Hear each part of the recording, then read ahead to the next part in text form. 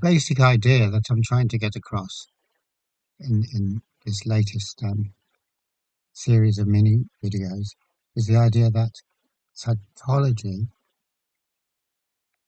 has taken a wrong turn many decades in the past. And as a result of this wrong turn, it can't really be called psychology anymore. It's divorced from its subject, which is the psyche. Psyche, as I remember reading somewhere, um, comes from the Greek word psyche. Surprisingly enough, psyche also having the meaning in Greek butterfly. So the psyche is like a butterfly, it's a flying thing, it's a living thing. But the type of thing they're talking about in psychology, when you kind of put it all together, this thing that they're talking about, which is it's us, or it's the mind, or whatever we want to call it, it's the proper subject of psychological investigations, is revealed as being utterly mechanical, utterly dead. In other words, completely explainable in terms of generic formulae, because that's what the modern so-called science of psychology is. It's a load of generalizations, a load of formulae that's supposed to account for us. And so that's kind of crazy. It whatever we catch with this net of ours, butterfly net of ours, it isn't anything to do with the psyche. What it is to do, it's a kind of a projection of this instrument called the thinking mind that we're projecting on a screen, and this projection is supposed to represent the entirety of the psyche, when really all it is the output of the rational mind. The output of the rational mind, no matter what that, we could have a little kind of thing where here's the rational mind, there's its output. No matter what the output of the rational mind is, it could be whatever, it could be anything at all, whatever it is capable of outputting. The one thing we know about that output is that it's all totally superficial, it's all trivial, it's not interesting. Just we can let the thinking mind have its outputs, and good luck to it. It certainly isn't worth trawling through it to find anything of any interest. The reason being that everything outputted by the thinking mind is the thinking mind. If I think of a sausage, that's the thought of a sausage. If I think of some fellow who I met the other day, that's my thought of that fellow I met the other day. If I think about life, I'm thinking about my thought of life. Whatever we think about, we're only thinking about the thought. And the thought, it's like all thoughts are equivalent. They're just thoughts. In other words, they're kind of digital representations or binary representations of something that can't be represented. They're all the same. It's all the same cloth. So no matter what thoughts the thinking mind comes out with, even though we can get sucked into this kind of deceptive business whereby we think that the thought actually leads on to a world beyond the categories of thought, that somehow that's a doorway into reality, but it isn't. The categories of thought don't lead anywhere. They can't do.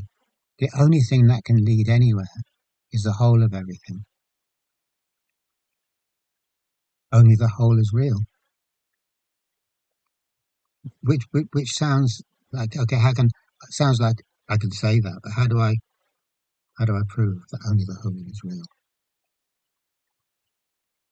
And I can't, because as far as the whole is concerned, you can't prove anything. Because in order to prove something, first you need the thing that you're trying to prove, the statement, the observation, whatever it is. Then you need some kind of standard to compare it with, um, to to to find out whether it's valid or not. When you're talking about the whole of nothing, there's no standards, there's nothing outside of it at all. There's absolutely no way to know anything about it. You can't prove things one way or another. You can't prove that there is a whole of everything.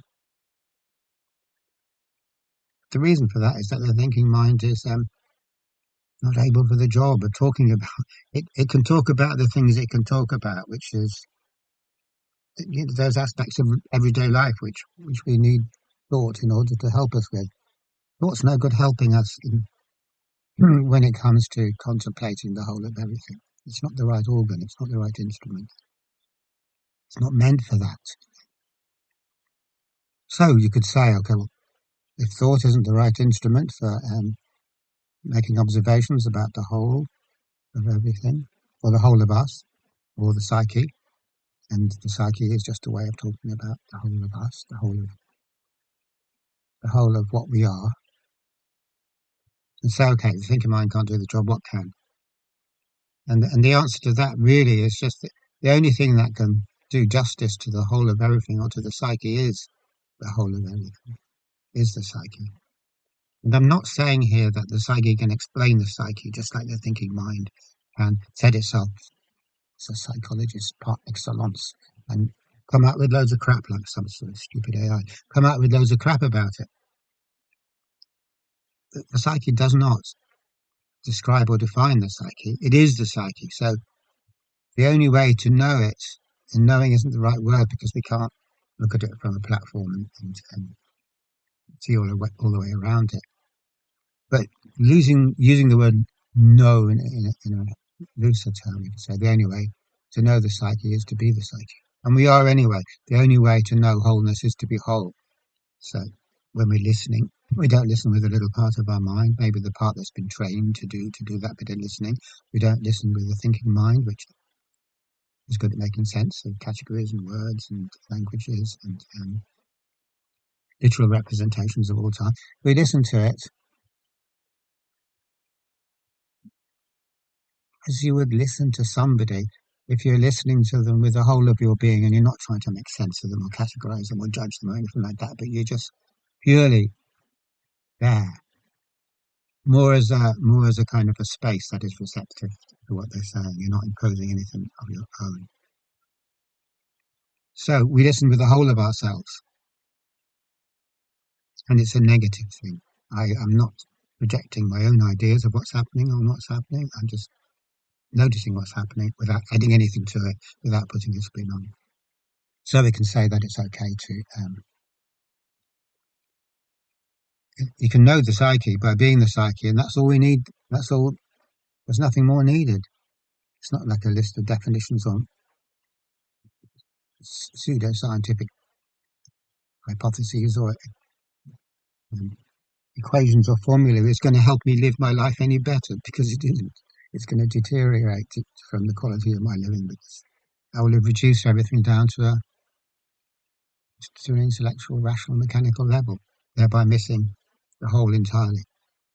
And the thing about missing the whole entirely is because the whole can't be subdivided without losing it entirely. In other words, if I split the whole into bits, I can't put them, I haven't got all these little bits that each of them are real, just like the whole is real.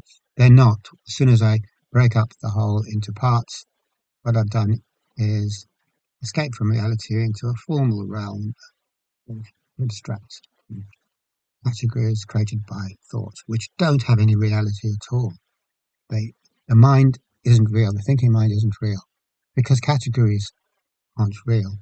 And if categories aren't real, how can the thinking mind be real?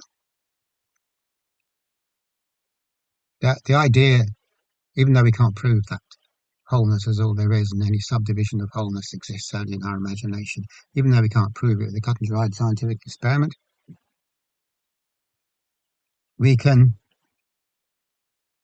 we can see that there is a kind of an elegance to this formulation, of this way of putting things, that's in with a lot of scientific ideas. For example, the idea of the holographic universe, which has a bit of currency at the moment.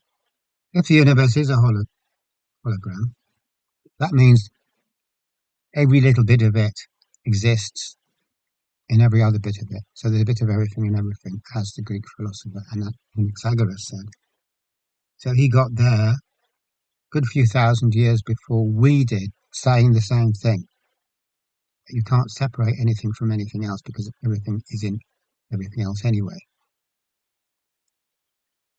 And, or to put it a different way, if you've got a hologram and you take a little bit of that hologram That little bit of the hologram has the whole hologram in it, and you can recreate the whole hologram. So you can never depart from the whole in that way. And I'm only just giving two ideas, two examples of the idea here, because that's all I know. I can only think of two, but I can also think of one more, which is the Indra's net. So I don't know how old this idea is. Could be, it's definitely thousands of years old.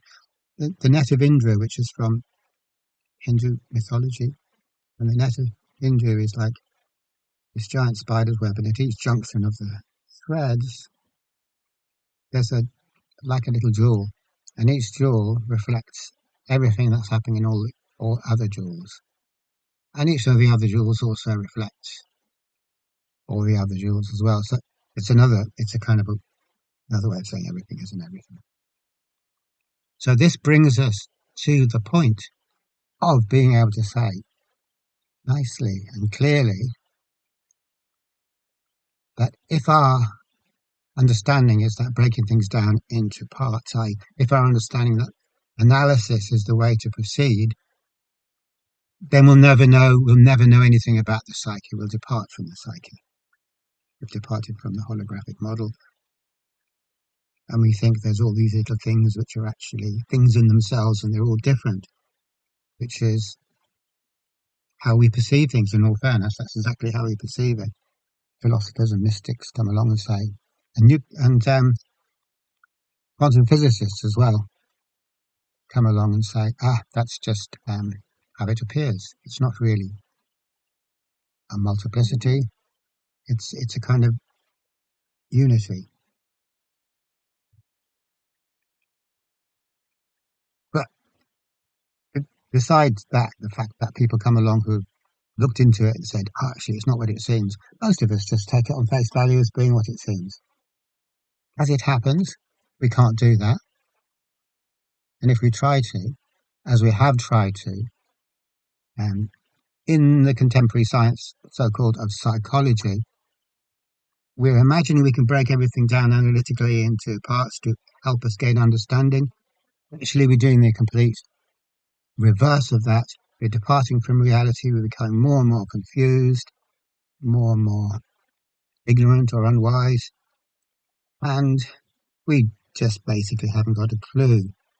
If we wanted to know something about the psyche, about who we are, know in a kind of loose sense, then instead of farting around and messing around and thinking we can intellectualize it or academically kind of create some kind of super marvelous, clever intellectual formula, what we'd do is we'd live life with the whole of ourselves, not just live it in terms of the thinking mind, in the way the thinking mind wants us to work, to live life, which is a very restricted, and it's a way of life that's lacking in quality of life. It's lacking in juice. It's lacking of humor. It's lacking of actual suchness, as the Buddhists call it, which is when things are alive to us. They're alive to us. Anything that we've turned into a concept is dead.